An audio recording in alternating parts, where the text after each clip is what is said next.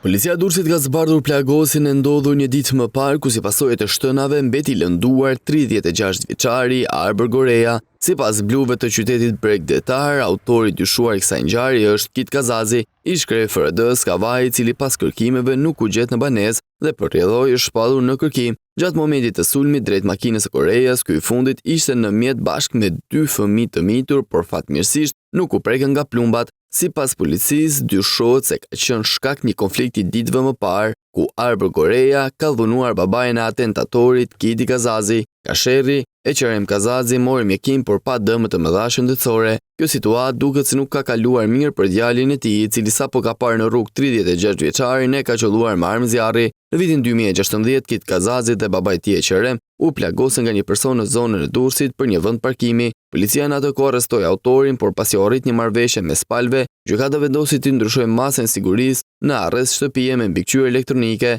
dhe më pas çështja ndaj tij u pushua.